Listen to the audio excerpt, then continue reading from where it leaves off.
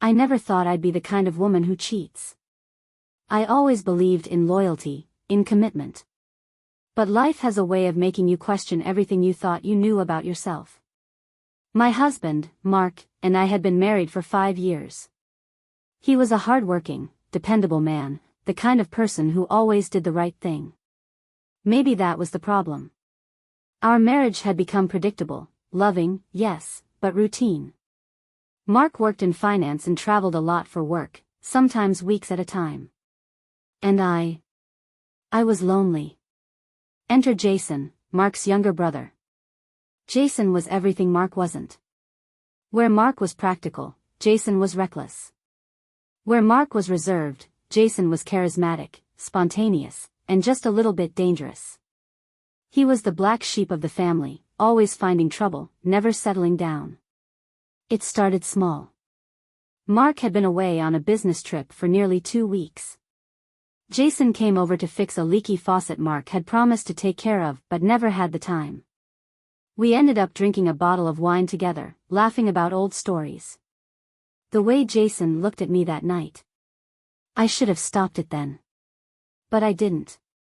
A few days later, he came over again, this time to check on me. Mark had called earlier that day, telling me he'd be gone for another week. I was feeling frustrated, lonely, and, if I'm being completely honest, angry. Angry that I felt like an afterthought in my own marriage. Jason and I sat on the couch, watching some stupid show neither of us were really paying attention to. At some point, he put his hand on my thigh. I knew it was wrong. I knew it. But I didn't move away. I let it happen. What happened next? It wasn't slow, it wasn't romantic. It was desperate, hungry, and filled with every ounce of frustration I'd bottled up for years. We didn't even make it to the bedroom. The guilt hit me immediately afterward. Jason, on the other hand, just smirked, running his fingers through his messy hair like he had just won some twisted game. I told myself it was a mistake. That it would never happen again. But of course, it did. It became a thing. Every time Mark was away, Jason would find an excuse to come over. Every time, I'd tell myself I was going to stop. And every time, I didn't. I don't know if it was the thrill, the danger, or just the fact that, with Jason, I felt seen. He made me feel desired in a way Mark hadn't in years. But deep down, I knew it wasn't real. Jason wasn't the kind of man to settle down. He was just having fun. And then, it all came crashing down. Mark came home early. I was in the shower when I heard the front door open. My stomach dropped. Jason was still in the house. I barely had time to throw on a robe before I heard them talking downstairs. My heart was pounding so hard I thought I'd pass out. Then Mark's voice turned cold. "What the hell are you doing here?" Jason hesitated. "Just stopping by." "Cut the bullshit," Mark snapped. "Why are you really here?" Silence. Then Jason, that absolute bastard, just smirked and said, "Maybe you should ask your wife." I don't remember exactly what happened next. I remember Mark's face going pale, his jaw clenching so hard I thought he'd break his teeth. I remember him looking at me like I was a stranger. I remember trying to explain, to beg, but he just turned around and walked out the door. That was 3 months ago. Mark hasn't spoken to me since. He moved out, filed for divorce, and refused to even be in the same room as me. Jason? He disappeared. He ghosted me like I never even existed. I lost everything. And the worst part? I don't even know if I regret it. I know I should. I know I ruined my marriage, hurt a man who didn't deserve it. But a small, twisted part of me can't stop thinking about the way Jason made me feel. About the way my heart raced when I was with him. Maybe that says more about me than anything else. I spent the first few weeks after Mark left in a haze of regret, shame, and something else I couldn't quite name. It wasn't happiness, God, no, but it wasn't entirely sorrow either. Maybe it was relief. For the first time in years, I didn't have to pretend. I didn't have to force a smile when Mark talked about work, didn't have to feel guilty for resenting his absence. I had destroyed everything, but in a way, I had also set myself free. That was the lie I told myself, anyway. But then reality set in. Mark wasn't just gone from our house, he was gone from my life. Friends chose sides, and, shocker, not many chose me. His family cut me off completely, which meant no more holiday gatherings, no more Sunday dinners, no more pretending to be part of something I had shattered. And Jason? I tried calling him once. Just once. He didn't pick up. I saw him, though. A few weeks after Mark left, I ran into him at a bar downtown. He was laughing with a group of people, a girl hanging off his arm, her hand tracing the tattoos on his forearm the way mine used to. He saw me. And then he turned away, like I was nothing. Like I had never been anything. That hurt more than I expected. I had ruined my marriage for him. I had risked everything, let myself fall into something that felt reckless and dangerous and alive, and now? Now I was alone. I went home that night and cried until my ribs ached. And then, finally, I did something I should have done a long time ago. I asked myself why. Why had I let it happen? Why had I thrown away 5 years of marriage for someone like Jason? Why had I felt that pull toward destruction, even when I knew better? The truth was, Mark and I had been over long before Jason ever touched me. Our marriage had been dying for years. I just didn't want to be the one to call time of death. So I let someone else do it for me. That's what Jason was, an excuse, a spark to burn everything down. I wish I could say this story ends with redemption, with me finding myself, rebuilding my life, learning from my mistakes. But I don't know if that's true. All I know is that I'm here, alone in the bed I used to share with my husband, staring at the ceiling and wondering if I ever really loved him at all. Maybe I did. Maybe I just loved the idea of who we were supposed to be. Either way, it doesn't matter anymore. Because some mistakes can't be undone. For a while, I tried to convince myself that things would get better. That time would dull the sharp edges of my guilt, that I'd find some way to move on. But time doesn't fix everything. Sometimes, it just forces you to sit with your mistakes until you have no choice but to face them. Mark and I didn't talk. His lawyer handled everything, sending over the divorce papers without so much as a text from him. No arguments, no last conversation, no dramatic closure, just silence. A cold, suffocating silence that made me wish he'd at least yell at me. Hate me. Something. But no. I was nothing to him now. I signed the papers. What else could I do? The real hell came later. At first, I thought I could just start over. A clean slate, a fresh start. But people talk. And in our town?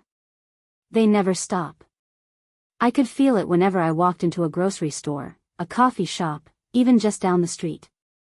The whispers. The stares. The knowing looks. I'd see old acquaintances and try to smile, but they'd glance away, like I was some contagious disease. I lost more than just my marriage.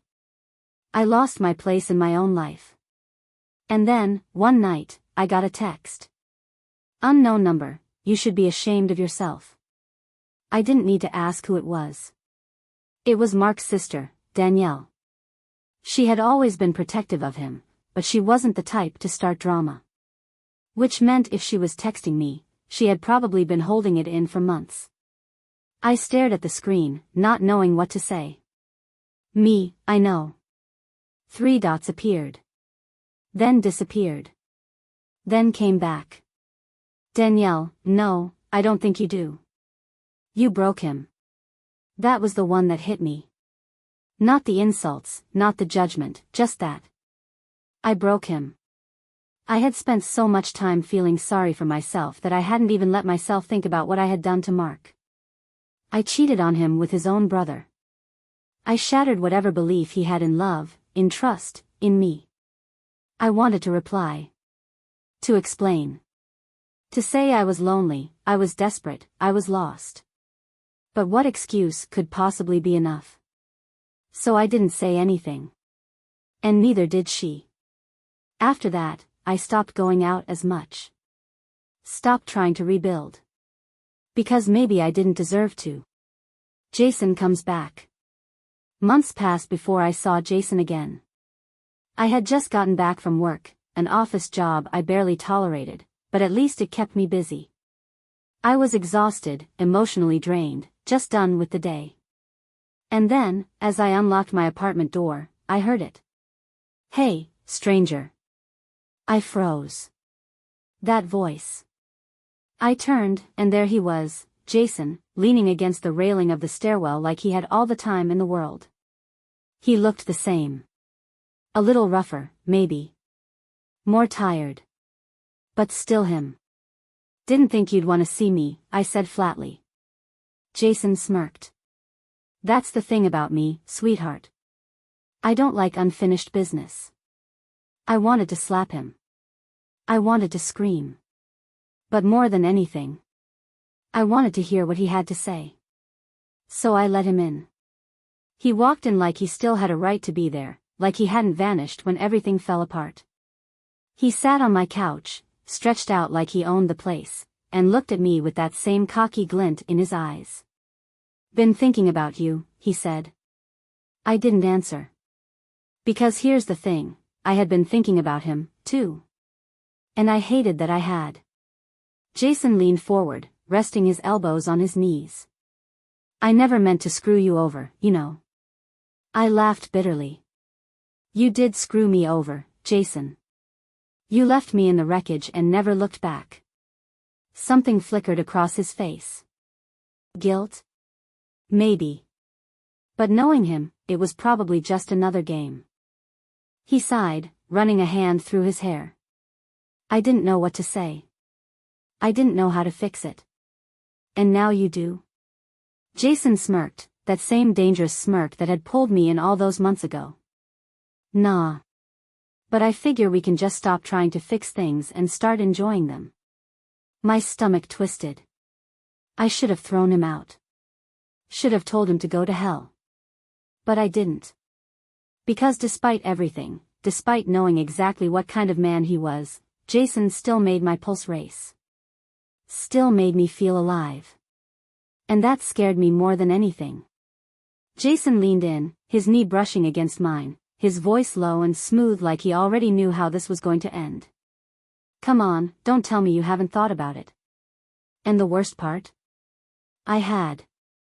I had spent months telling myself that what we had was a mistake, that he had abandoned me, that he never really cared. But now that he was here, in front of me, it was like my body had forgotten all of that. My heart was pounding. My hands were trembling. But this time, it wasn't excitement. It was fear. Because I knew myself. And I knew Jason. And I knew that if I let this happen again, I would lose whatever little dignity I had left. I stood up so fast that he actually looked surprised. "You need to leave." Jason blinked, then let out a low chuckle. "Seriously?" "Yeah," I said, my voice stronger this time. "Seriously." For the first time, his smirk faltered. "I don't get you. You burned your whole life down for me, and now you're acting like you're better than this?" "No," I admitted. "I'm not better. I'm just done." Jason studied me for a long moment. Then he shook his head, laughing under his breath. "Your loss, sweetheart." He walked to the door, pausing just before stepping out. "You'll regret this," he said. I smiled, but it wasn't the kind of smile he was expecting. "I already regret everything." Then I shut the door. And for the first time in a long time, I felt free.